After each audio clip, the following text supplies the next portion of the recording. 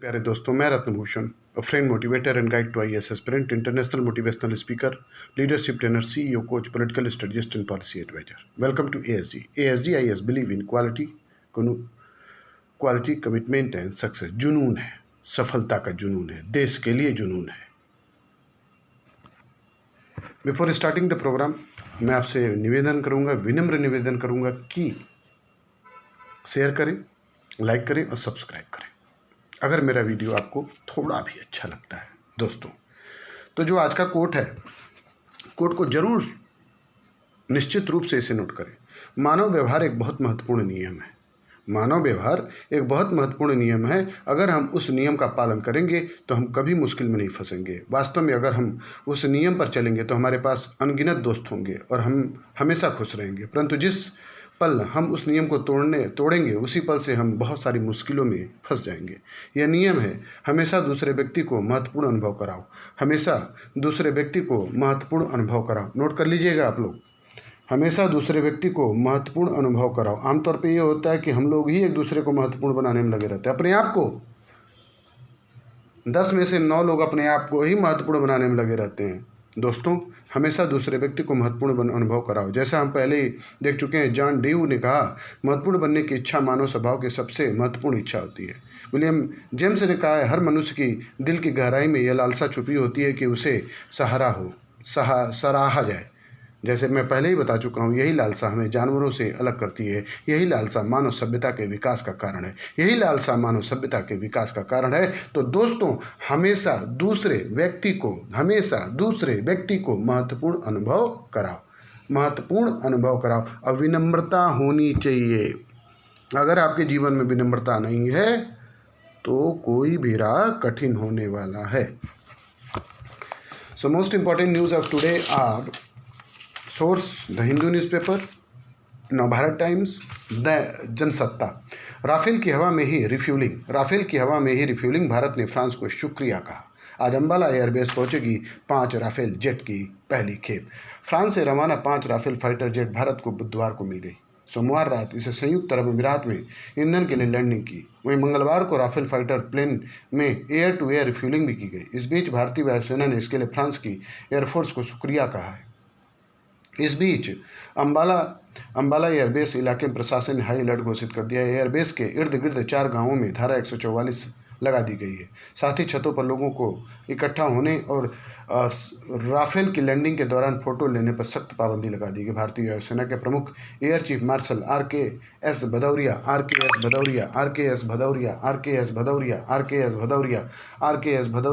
5 Rafale विमान के भारत पहुंचने के दौरान मौजूद होंगे। वे विमान अंबाला एयरबेस पर उतरेंगे। बता दें, फ्रांस से करीब 7000 किलोमीटर की दूरी तय करने के बाद ये फाइटर जेट भारत पहुंचेंगे। इस दौरान राफेल ने संयुक्त अरब अमीरात में ईंधन भरने के लिए सोमवार रात को लैंडिंग की। बताया जा रहा है कि पूर्वी लद्दाख में चीन से तनाव के बीच राफेल गेम चेंजर साबित हो सकता है। आते ही आवाज आ जाएगा ये अनूठा नाम। फ्रांस से रवाना 5 राफेल विमान बुधवार को भारत की धरती पर कदम रखेंगे। वहीं वायुसेना ने लड़ाकू विमानों के पहले बड़े खेपों को खास नाम देने की तैयारी कर ली। इन विमानों के बेड़े को वायुसेना के 17वीं स्क्वाड्रन के तौर पर जाना जाएगा। राफेल विमान के स्क्वाड्रन का नाम गोल्डन एरो होगा। राफेल विमान के स्क्वाड्रन का नाम गोल्डन एरो होगा। वायुसेना के इसके रखरखाव की पूरी तैयारी कर ली। इसके लिए बुनियादी ढांचा विकसित किया जा चुका है। इन 2 एयरबेस पर 400 करोड़ की लागत से शेल्टर, हैंगर और अन्य सुविधाओं समेत सभी बुनियादी ढांचे को विकसित किया जाएगा। राफेल में कश्मीरी पायलट, लोग खुश। एयर कमांडर हिलाल अहमद राठेर रात भर में ही कश्मीर के हर घर में जाना पहचाना नाम बन चुके हैं। राफेल के पहले बैच ने रविवार को फ्रांस से भारत के लिए उड़ान भरी तो उस समय पेरिस में एयर कमांडर हिलाल अहमद राठेर भी मौजूद थे। एयर कमोडोर हिलाल अहमद जम्मू कश्मीर के अनंतनाग जिले के हैं, जिन्होंने जिले के बख्शियाबाद स्थित सैनिक स्कूल से शिक्षा हासिल की। वे यूपी के बलिया के लोगों का सीना उस वक्त गर्व से चौड़ा हो गया जब फ्रांस से राफेल ला रहे एयर कमांडर के ग्रुप पिक्चर में जिले के मनीष सिंह को लोगों ने देखा। चीन बोला, बॉर्डर पर ज़्यादा इलाकों से पीछे हट चुके हैं सैनिक। पेचिंग एलएसी पर जारी गतिरोध के बीच चीन के विदेश मंत्रालय की ओर से मंगलवार को जारी बयान में कहा गया कि भारत चीन की सीमाएं ज़्यादातर विवादित इलाकों से फिट गई हैं।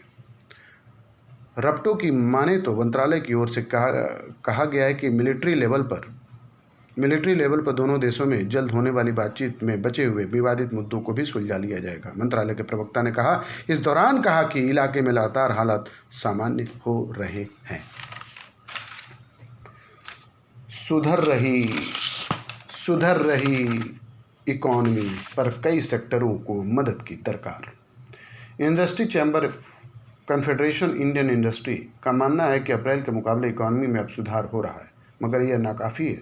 आर्थिक गतिविधियां बढ़ाने के लिए कामकाज में और छूट देने की ज़रूरत है। मौजूदा हालात में कंपनियां कारोबार बढ़ाने के लिए लॉन्ग टर्म प्लानिंग नहीं कर पा रही। इसके अलावा जिन सेक्टर में सुधार नहीं हुआ है उनको मदद दी जानी चाहिए। सुधार है मगर सीमित।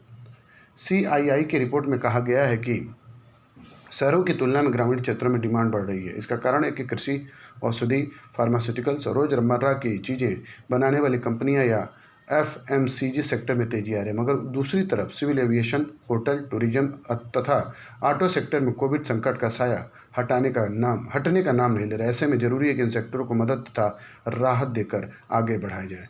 CII ने सरकार से कहा है कि अब लॉकडाउन को लेकर अनिश्चितता की स्थिति समाप्त की जानी चाहिए, कामकाज का छूट को बढ़ाना चाहिए। CII के डायरेक्टर जनरल इंद्रजीत बनर्जी के अनुसार सरकार को कंटेनमेंट जोन को ज़्यादातर क्षेत्रों के बजाय छोटे क्षेत्रों तक सीमित कर देनी चाहिए। इससे माल की आवाजाही में तेजी आएगी, सप्लाई चेन में सुधार होगा, कामकाज की छूट की और बढ़ाया जाना चाहिए। मौजूदा हाल में कंपनियां कारोबार को लेकर एक हफ्ते से ज़्यादा की प्लानिंग नहीं कर पा रही हैं। आज बैंकरों के साथ मंथन करेंगे प्रधानमंत्री श्री नरेंद्र मोदी बुधवार को देश के प्रमुख बैंकरों तथा गैर बैंकिंग वित्तीय कंपनियों NBFC के प्रमुख के साथ एक अहम बैठक करने जा रहे हैं।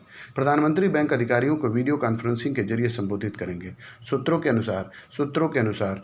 अनुसार इस बैठक में इकॉनमी को लेकर आगे का रोड मैप तय किया जाएगा। बैठक में प्रमुख मुद्दा होगा बैंकों ने इकॉनमी को पटरी पर लाने के लिए अब तक कितना लोन दिया, इनकी क्रेडिट ग्रोथ कितनी रहेगी, आत्मनिर्भर भारत के तहत 20 लाख करोड़ रुपए का जो राहत पैकेज दिया गया है उसका अब तक किस तरह से क्रियान्वयन किया गया, उसका कितना लाभ होगा लोगों तक पहुंचा, अब आगे क्या करने की जरूरत ताकि लोगों की जेब में पैसे पहुंचे, लोग मार्केट में आए और इकॉनमी की ग्रोथ बढ़े, इस पर चर्चा होगी।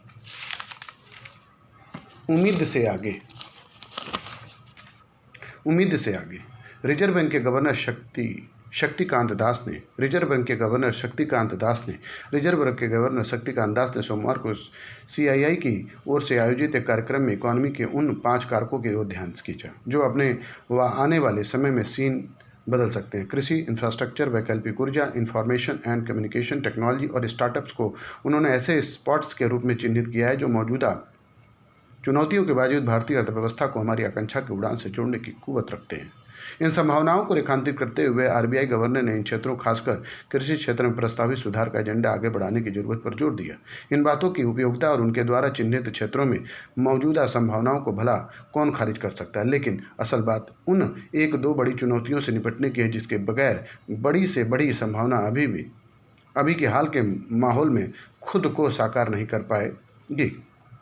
कृषि क्षेत्र और इंफ्रास्ट्रक्चर में कितने और कैसे सुधार की जरूरत है, इस पर IMF और वर्ल्ड बैंक भी लगातार बोल रहे हैं, जो बिना किसी अपसाद के हर समस्याग्रस्त अर्थव्यवस्था के सामने ऐसी रामबाण औषधि लेकर उपस्थित होते हैं। लेकिन भारतीय अर्थव्यवस्था पर सरसरी नज़र रखने वाले हर व्यक्ति जानता है कि हमारी बीमारी दूर होने की शुरुआत तभी होगी जब हम अपने बैंकों और गैर बैंकिंग वित्तीय संस्थाओं को पटरी पर लाने की ओर बढ़ेंगे। पिछले कई सालों से हमारी बैंकिंग प्रणाली को तबाह कर रहे बट्टा खाता कर्जे कम होने का नाम नहीं ले रहे। कुछ बड़े कारोबारियों का बैंकों से भारी भरकम कर्ज लेकर विदेश भाग जाना समस्या को छोटा पहलू है। ज़्यादा बड़ा मामला दिवालिया घोषित हो चुका है या इसके करीब पहुंच रहे हैं और बड़े और मझोले उद्यमों का, जिनसे सारी कोशिशों के बावजूद कर्जे की वसूली सपना ही बनी हुई है। यह समस्या कोरोना काल में और ज़्यादा गंभीर इसलिए हो गई क्योंकि पिछले कुछ महीनों से जारी मोरेटोरियम कर्ज की किस्तें न जमा करने की छूट की अव्यवस्था के चलते किसी को भनक तक नहीं है कि इस बीच कितना नए NPA बैंकों के सिर पर सवार हो गया है। एक बात तो तय है कि लॉकडाउन के बाद अर्थव्यवस्था की स्थिति पहले से ज़्यादा बिगड़ी है। मलेशिया के पूर्व प्रधानमंत्री रज्जाक को 12 साल की जेल की सजा। मलेशिया के पूर्व प्रधानमंत्री रज्जाक को 12 साल की जेल की सजा। मलेशिया की अदालत ने पूर्व प्रधानमंत्री नजीब रज्जाक को एक सरकारी निवेश कोष से अरबों डॉलर के गबन के मामले में मंगलवार को दोषी करार देने के बाद 12 वर्ष जेल की सजा सुनाई। फैसला सुनते समय रज्जाक शांत थे और उनके चेहरे पर कोई भाव नहीं नजर आ रहा था। वे मलेशिया के पहले ऐसे नेता हैं जो दोषी करार हैं।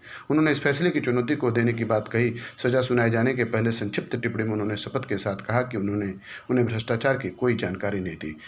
न्यायाधीश मोहम्मद नजलान गजाली ने नजीब की सत्ता के दुरुपयोग के आरोप में 12 वर्ष की सजा, वहीं आपराधिक खयानत के 3 आरोपों में 10-10 साल वर्ष की सजा सुनाई और धन शोधन के 3 आरोपों के लिए 10-10 वर्ष की सजा सुनाई। न्यायाधीश के साथ भी नजीब पर 21 करोड़ रिंगित का जुर्माना भी लगाया।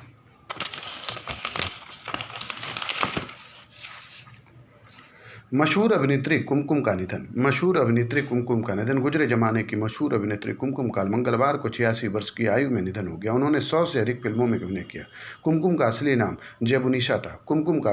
जेबुनिसा था। उनकी ननद शहनाज ने बताया कि आयु संबंधी दिक्कतों के चलते बांद्रा स्थित आवास पर पूर्वाह्न करीब 11:30 बजे उनका निधन हो गया। शहनाज का उनको मझगांव कब्रिस्तान में दफनाया गया। महान गायिका लता मंगेशकर ने कुमकुम के निधन पर शोक व्यक्त करते हुए ट्वीट किया, अभी अभी मशहूर अभिनेत्री कुमकुम के निधन की खबर मिली, मुझे काफ़ी दुख हुआ। भगवान उनकी आत्मा को शांति दे। चमकता सोना। पिछले कुछ समय से सोने के दाम तेज़ी से बढ़ रहे हैं और उसकी किसी ने कल्पना भी नहीं की होगी कि सोना अब 52,000 के प्रति 10 ग्राम पहुंच गया। इससे पहले यह इतनी ऊंचाई पर कभी नहीं गया। इसलिए महंगे होते सोने को देखकर एक बार फिर तो मन में यह बात आना स्वाभाविक कि काश सोने में पैसा लगाया होता तो भारी मुनाफा। पर हर निवेशक ऐसे निवेश का फैसला आसानी से नहीं कर पाता। पिछले साल अगस्त में सोना जब 40,000 रुपये प्रति तोला पहुंचा था, तभी से संकेत मिल रहे कि आने वाले वक्त में यह पीली धातु आसमान छुएगी।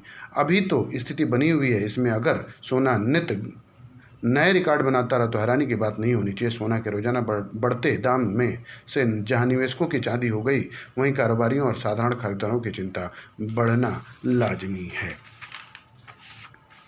Last news. आयोग ही चुनाव को तय करने के लिए अधिकृत। निर्वाचन आयोग ने जम्मू कश्मीर के उपराज्यपाल जीसी मुर्मू द्वारा केंद्र शासित प्रदेश में चुनाव के समय को लेकर मीडिया में दी गई बयानों पर आपत्ति जताई। आयोग ने मंगलवार को कहा कि संवैधानिक प्रावधानों में चुनावों का समय आदि तय करने के लिए केवल चुनाव आयोग ही अधिकृत है। मीडिया में छपे मुर्मू के बयानों को संज्ञान में लेते हुए आयोग ने इस पर आपत्ति जताई और उपराज्यपाल को याद दिलाया कि संवैधानिक प्रावधानों में चुनावों का समय आदि तय करना भारत के चुनाव आयोग का एकमात्र अधिकार है। साथ ही आयोग ने पिछले साल नवंबर और इस साल जून में इस संबंध में मुर्मू द्वारा दिए गए बयान का जिक्र किया। आयोग ने अपने बयान में कहा, चुनाव आयोग के अलावा अन्य अधिकारियों के लिए इस तरह के बयान देने से परहेज करना उचित होगा। इस प्रकार के बयान चुनाव आयोग को मिले संवैधानिक अधिकारों में वस्तुतः हस्तक्षेप करने के समान है। आयोग ने कहा, उदाहरण के तौर पर कोविड-19 के मौजूदा समय, जिसने एक नए बदलते हुए हालात पैदा कर दिए हैं, नियत समय पर विचार करते समय इस पर ध्यान रखना चाहिए। मौजूदा मामले में परिसीमन के नतीजे को भी निर्णय लेते वक्त ध्यान में रखना समुचित होगा। आयोग ने ध्यान दिलाया कि केंद्रीय पुलिस बलों की उपलब्धता और उनके परिवहन के लिए रेलवे के कोच का होना भी ऐसे महत्वपूर्ण कारक हैं जिन पर निर्णय करते समय ध्यान देना होगा। आयोग ने कहा, यह सब आयोग के वरिष्ठ अधिकारियों द्वारा सावधानीपूर्वक सोच विचार के बाद किया जाता है और संबंधित अधिकारियों के साथ गहन परामर्श के बाद विस्तृत आकलन किया जाता है।